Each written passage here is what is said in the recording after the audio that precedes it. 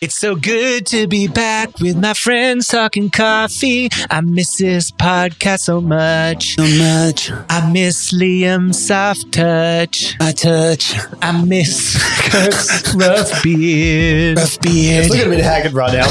No, I like it. I'm looking like I've been fucking rolled over. No, it's good. No, you look good. You look rugged. The key is good. it's just one thing has to be like prepped. Like if you've got like the rugged beard, you need like clean cropped sides. Yeah. Well, I need to go to the barber desk. I struggle with the old neck beard situation, you know? That's the... Question for neck beards. So like I know it's a like obviously there's a stereotype of the neck beard being out there and relating and all this kind of thing. But do the people who fall into that category, is that just how their hair grows, or do they believe that that is a good look? Like what? Why has neck beard become a thing? I think it's just laziness. Surely Surely you're supposed to trim the neck beard. That's the one you cut down. I've attempted to trim mine recently. No, but see, I've got this, but that's not the neck beard. The neck beard is like the people who have it like just literally Only. like their hair's just here, right? I think some lads, that's the only thing they can grow, you know? And so... Are we recording? I hope we're recording. We sure are. Anyway, there you go. We've got some neck beard chat coming in hot for you. Welcome to another episode of Coffee Break with the whole gang. We're back together. Rohan's back from his adventures in Europe, and the man Kirk, who's been holding down the fort. We're still here. Liam here. It's Kirk. It's Rohan. And Kirk, you were just telling me you got some great feedback of someone saying, I love having Liam here because he kind of... Yeah, boy. Yeah, I literally had someone come in and say, look, I really like how Liam's on the coffee break. I love the coffee break because it breaks it down for me. You're a bit of a nerd. You know, Rohan's the funny guy. Not sure how you got that designation. I'll take it. No, well, I'm glad that I can be of value. You're the layman, or as we call you, the lame man. Oh, the lame man. No, just lame man. No, lame man. No, lame man. Good to have you back, Rohan. Yeah, I'm great. back, baby! Yeah, awesome. Love it. Love having you. Anyway, let's chat about today's episode. We had, one of the sweetest peas in the entire world come on the pod today. Oh, well, Jade Jennings. Also, what a great name. It feels like you could be in a book there or something. That alliteration. Yeah, it really rolls off the tongue, doesn't it? Yeah, I really Jade like Jennings. that. Yeah. Jade Jennings comes in with some bread, some sauerkraut, Just packing. some smiles and warm vibes. And great coffee trainer. I think what's great, we do a lot of like online tutorials and that kind of stuff with Golden Brown, but there's something to be said about being there in person and like feeling it, doing it, understanding what the milk is meant to feel like when you're meant to pour it, understanding the visuals of how it extracts. There's so much you can do with a visual medium and with sound with video, but there's something about that touch element as well. So anyone that home baristas, if you want to do it, I think it's great. If you're someone looking at getting into the hospitality industry, it's such a great kind of skill set to have under your belt moving into it. So they're a great organization over there doing that. She's a heavy hitter in the industry as well. Yeah. She's probably one of the best baristas to compete in the competition that never actually won in Australia. And I should message her and say, I want you to do it again because she would win. Oh, absolutely. And Let's she get was it back. competing because I know in one of the years where she finished quite well, like that was the Hugh Kelly year. Honor and coming in. It was among the most difficult times you could ever win. So, Can I have you move your mic just a bit to the left? Yeah, there we go. Love it. So, she's among the best that never won, but, she beat Anthony that year, who's now a world barista champion. So, heck, she's got some... Oh, and you had Anthony on while I wasn't here. That's disappointing. Where's my boy? Yeah, I love a bit of Anth Doug. You snooze, you lose. Yeah, well... Another reason to get him back. You go on a work junket to Italy and... Well, I got to do what I got to do. Actually, something came up when you were away that Sonam, Liam and I were talking about Chinese food over Italian food. Oh my God, this is huge. What was the thing we were talking about? What was that dish? Well, we were bao? Yeah, like what would you take a ravioli? Would you take a ravioli over a xiaolongbao? And it was basically like Italian versus, Asian cuisine, There's a great show. If you haven't watched Ugly Delicious on Netflix, they do a whole episode that's battling between the kind of, raviolis and that of Italy and like all the different like Asian countries and all the different ones that they kind of have. But it's like, there's like 5,000 from all the different Asian countries of doing that. But I picked that over at any time, like all the different, every time, easily. And you're in the same camp, aren't you? Wait, you would take xiaolongbao? Yeah. Yeah, 100%. 100%. Any, like, I just think also the level that you can get to with all the different textures, the different types of dough, the QQ, that texture that you're getting. I would pick, any form of, especially Chinese dumpling, but like, other forms. The Italians are going to hate you. I feel like your extra hot take. Your hot take. Look, can we go through your hot take? Yeah. Just now, you said that Italian espresso essentially is terrible. Yeah. I was trying to paraphrase and get you to correct me there, but you just agreed with it. So here we go. Italian coffee on a whole is really bad. The espresso. Like a Marlboro Red. Yeah, it's like, it's tarry, it's ashy, it's rubber tire, like it is all of those things. And that's fine. But I went on to explain in my hot take that is, part of a system that's been put in place. And it's only here and in the, like, where we are and other places where we've really like made it like a wine and a luxury and it's so expensive in that. Over there, it's a right. You get your coffee, you get your caffeine in the morning, and you pay €1 for it on the counter, probably €1.50 now with a little bit of that. But I was being told by Italians over there, like places that tried to raise the price above like €1.50, there's like uproar. Like people are getting like submitted to like local council to be like, this is not okay. Like you can't have that. And as I said, in Florence, there were some great roasters. I forget what it's called, DK12 or D. Could you look up Florence roasters? It's something like DK12 or something like that. Sure. They're doing great coffees. There was like Dita Argentale. Dita Argentale. Oh yeah, there's like 12 of those all around Florence, a bunch of those, and they're all rocking all the LMs and everything in the shop. So there are good specialty places across Italy, but it definitely is a divide between the normal person and the people that are looking for that specialty coffee. As a whole, the basis is still that dark roasted, cheap kind of commodity coffee. The roasters are D612. Yeah, there you go, D612. So you got a bit roasters. Of D12 in there, bit of 50 Cent. I mean, M&M? Yeah, M&M. G Unit was 50 cents, sorry. Oh, speaking of G Unit, did you see after Trump getting shot in the ear, did you see 50 Cent getting up on stage performing with Donald Trump on the cover? Oh man, that was amazing. Yeah. Obviously 50 Cent famously shot, so that was multiple all the comparisons that have been coming in. Trump, has he won it? Is that the win? Oh, that has to be the win. It was already over. Yeah. It was already over for me. But like, look, I don't want to sort of give away my own political inclinations in saying this, but one thing I will say is Trump is sexy and amazing. But like, I think for a lot of people, like you look at the Elon Musks and Bill Ackman on Twitter, these prolific Americans that as soon as it happened, they just instantly gave him their endorsement. And it's kind of like the Lisan Al Gaib scene in Dune, where like as soon as he says all these things, it's like almost prophetic. That everyone's just kind of knelt down to him. But I think for Americans, it must say like, this guy got shot. He took a bullet for us. Even as frightening as that must have been, getting tackled by the Secret Service at 78 or however old he is. And his first reaction was to do that fist pump thing. And it's like, it's the eye of the tiger. Yes. But it's like, I would not be doing that in that situation. I think it's a bit of an eye-opener for us. That's a pretty rare human being if they get up and they do that, don't you think? The fact I was saying that, like, it made it almost seem like it was fake. If someone hadn't have been killed at the event, I would have been like, this is a setup. There's no way someone gets shot in the ear and then just stands up. I mean, the shooter could just go again if they hadn't been, maybe you heard that shooter down. I don't know, but he's standing up, fist pumping. Yeah. Insanity. There was a president, I was seeing the comparisons between like old presidents and their campaigns, and obviously comparing Joe Biden, who's not quite as quick with it, but I mean, he's got to have dementia or something. Something. The poor bloke, like.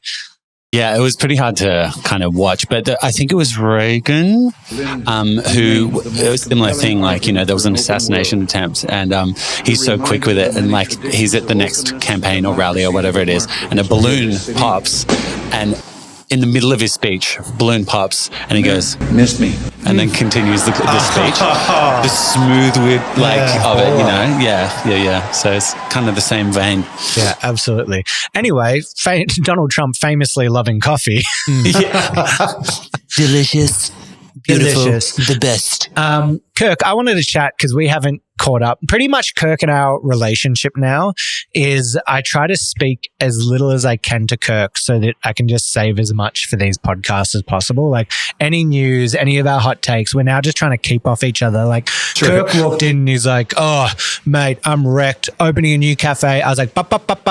Quiet. Let's save that. So I'm coming in fresh here. This is all new to me. All I know is Kirk Pearson, very tired. And secondly, opening a new location. How long have you had your first one for? Oh, it's been about 5 months now. So it's not signed on the dotted line, but by the time this is released, it probably will be. Yeah, I didn't know that. So yeah, working on a second one. But like, congratulations. Thank you. But just like, I mean, I'm absolutely exhausted. I mean, one is enough. Plus you're doing this, balancing family life, friends.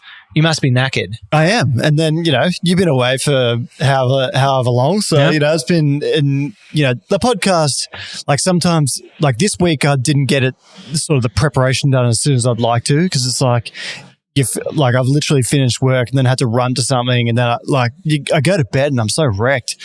You've got design agencies and stuff working now and stuff. Well, am I saying that? Or is that under wraps? You're kind of making me out look to be more of a big shot than I actually am. No, he is a bit, mate. If you're opening a second cafe within 5 months. Now, let's get to that. I love, because there's probably a lot of people here that work in cafes, own it, wanting to know more about this kind of stuff. So what is the thought process behind, I know you're doing one, it's doing really well. Any cafe is hard to get off the ground, regardless of success and people coming in the door. It's hard to get off the ground. So what's the thought process behind opening another, and what is the vision for your cafe?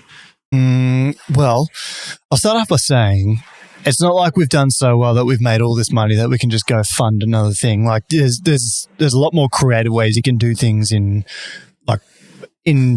coffee. Like you can make a partnership with someone to get you there. It's not like you need to make a massive cash injection. Helps to have you first. It's not like you can just be nobody. Like I think landlords see that you've got something and they're like, I want some of that in my building.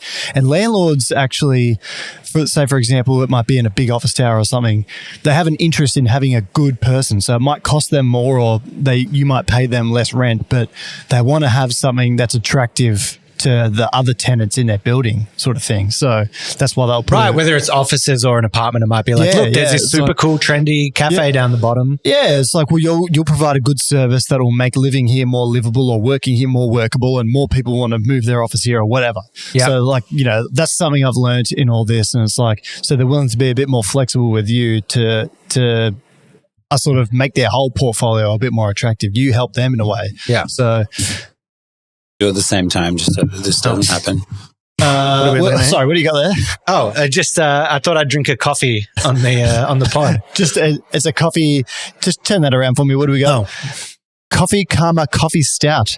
Oh, it's that's a Hop Nation coffee. I mean, it's coffee beer. Like it's not. I thought it'd be more like midday, and I'd be able to make a bit more fun of you for being an alcoholic. But it is 2:15 on a Tuesday, so I mean, I tell you what, I normally don't like coffee beers that much. That's actually pretty tasty. That's because often I feel like you get that stale taste when you get a coffee stout. Like it's like that old coffee, whereas this has like pretty beautiful notes coming through there.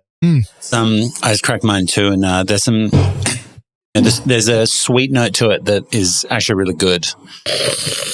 Oh yeah, there's the ASMR on the mic there, just sucking it in.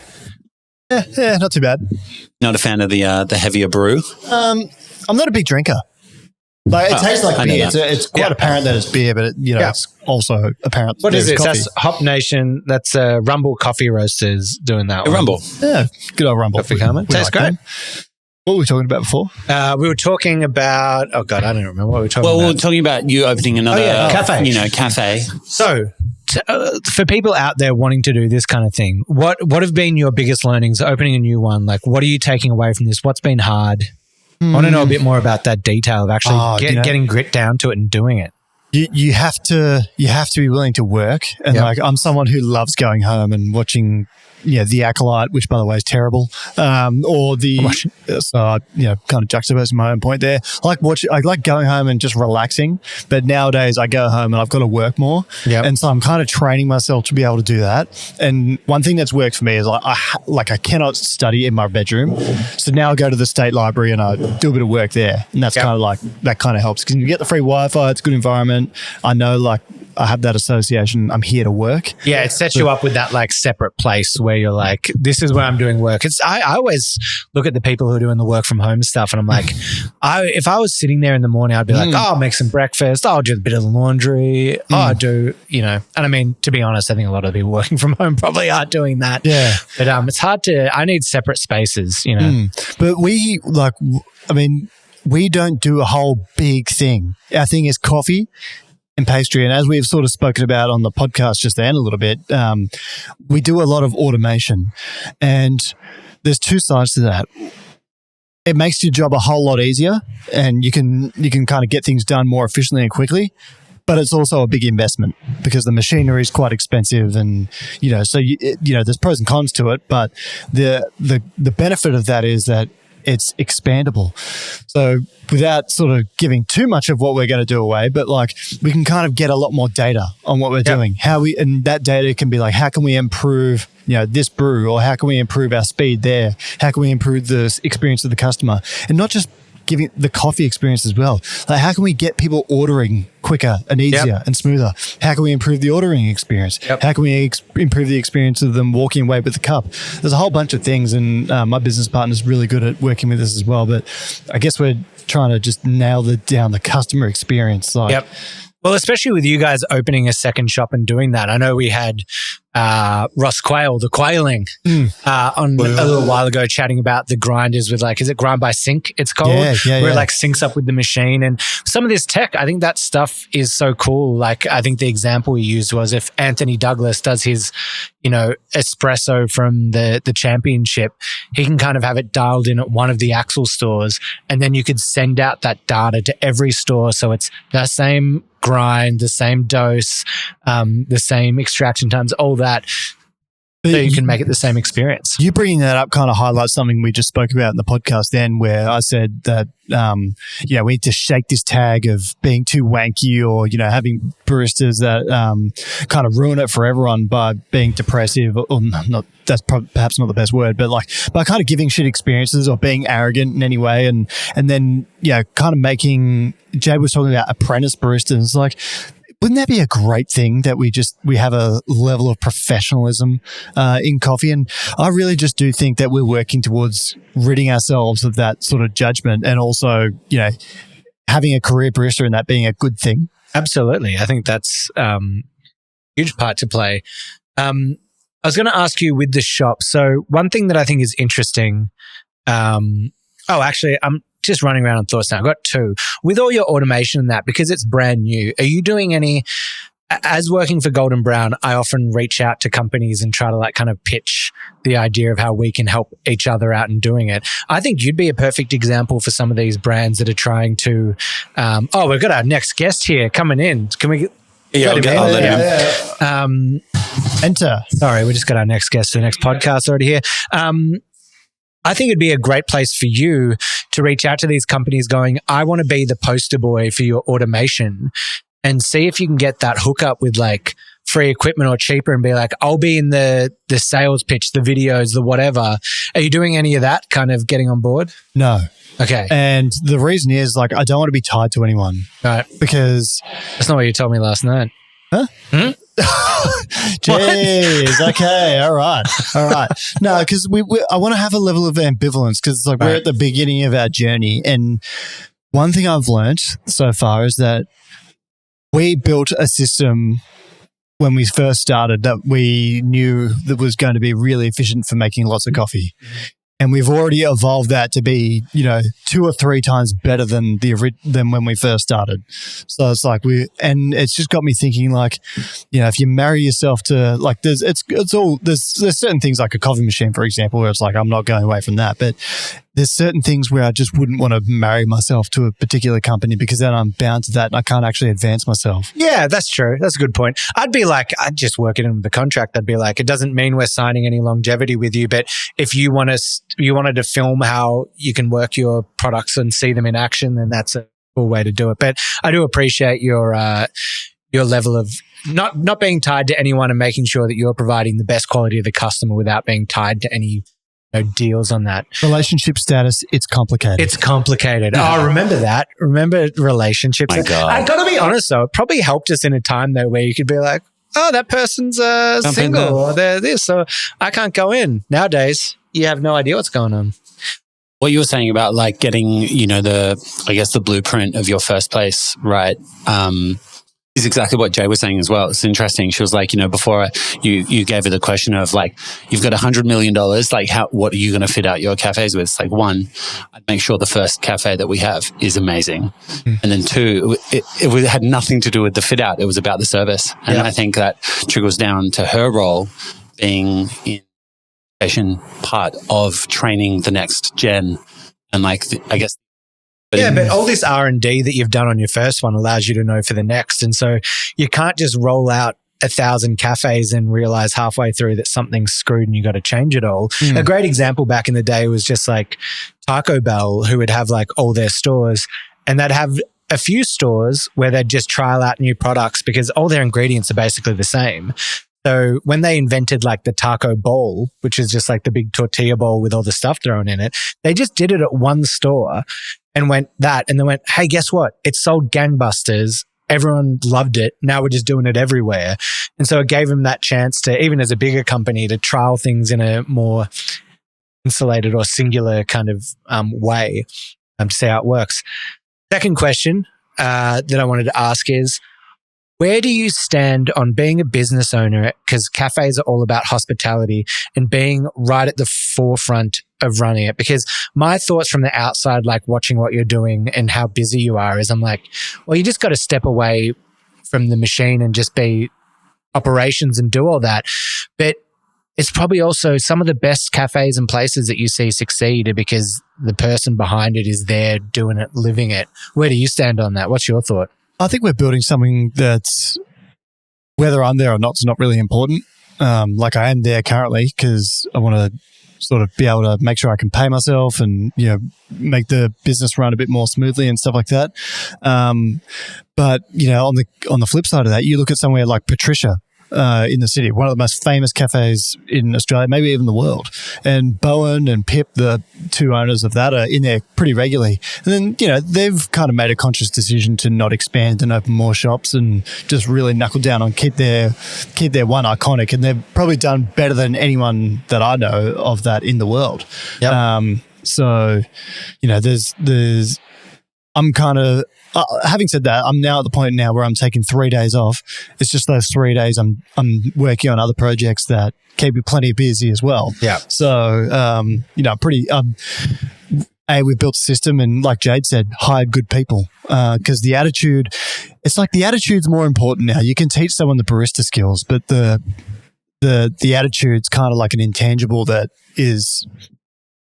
You can't really program someone to be more smiley or whatever. It has to be good for culture, which is like interesting.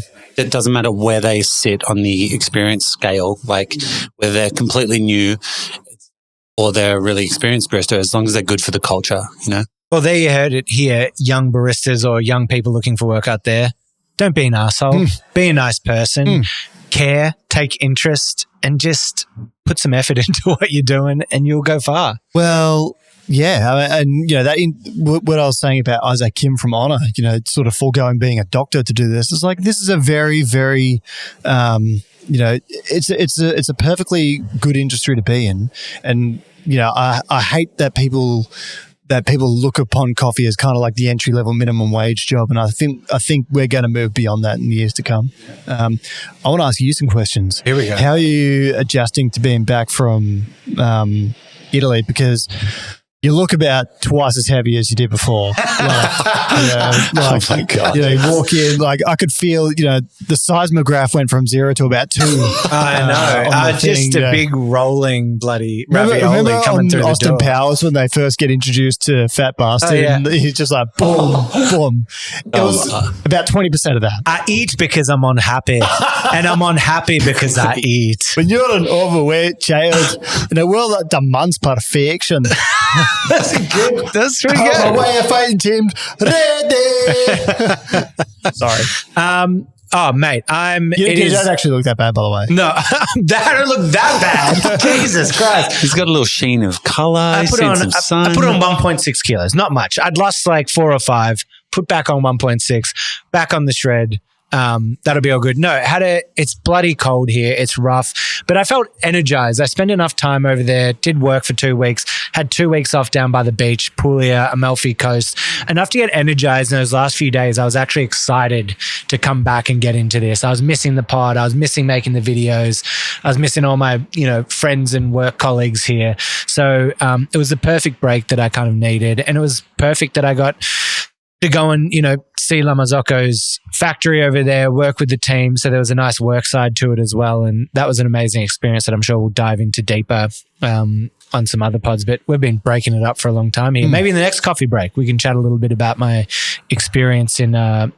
And if you have any questions about that as we go on, if you have any questions for the pod, we're going to start featuring them on here. Send us an email at hello@itsjustcoffeepod.com. Yeah, and send us your hot takes as well. Send us your hot takes. Because we can do like a guest feature, Yeah, absolutely. A little floating head. I've been thinking about that. I think we should do it in 2 different ways. We should have like a fishbowl where we've got like the emails that come in and we just pull one out, and then we've got the video response. Yeah. People can showcase either their latte art, their hot takes. The internet is such a wild, wacky place nowadays. I'm looking forward to some of these hot takes. Oh, absolutely. And I want to see, is it like in DaVinci or in Premiere, can we do it? I want to have like people send in their video of their head, and I want us to like green screen it out. So we just have like a little floating, maybe we put their face on a coffee bean and we just have their head like floating as they make their hot take.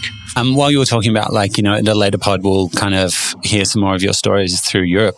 I think it might be really cool if, because there's going to be obviously a lot of stories coming from the content coming out with Golden Brown. Yep. Maybe we could break down the story behind some of the videos that going out on Golden Brown, where were you? What were you doing? We've got some LM videos. We did some cocktail videos with a world famous cocktail bar over in Milan. Yeah, it's a great idea. Would love that. We've also got, and maybe we can try it on the next pod. Hot take. We've got what are they called? The viral little coffee lolly things. Coffee mate or coffee palette. No, not coffee mate. Whatever it is. They have little espressos in a little cup. They look like the sweet and sour sauce from Macca's. Yeah, it looks like a sweet and sour sauce, but it's espresso in it. It's espresso, emergency espresso test deal here. Yeah, literally. We can try that on next week's pod that you'll be hearing. So we'll get that ready. But it's been great. It's always great to catch up. I love a little coffee break, a little debrief. Thank you. And you probably you look upon fondly your trip to Italy there, because you will never be allowed to go back. After coming back. We missed you too much, Ro. We missed you too much. Yeah. And Italy won't let me back in. And another hot take, Melbourne, we're so blessed with amazing food in that there. I don't think there was one thing I ate in Italy that was better than anything I've just had here. 1 second. It's a horrible, and that's not a diss on Italy. I had some great food. I just think we have so many Italians that immigrated and moved here, and we have amazing places that make really high quality stuff. Kirk's speechless. And that brings us to the end of Coffee Break. It's been great. Look, let's just say I had a slightly different experience. But anyhow, it's been good seeing you, mate. Yeah, well, you must have an unrefined palate. All right, see you later, guys. All right, we'll leave it there. This has been another Coffee Break with the boys back in town. We'll see you next week. Email us at hello@itsjustcoffeepod.com, and we'll see you next week. See ya. All right.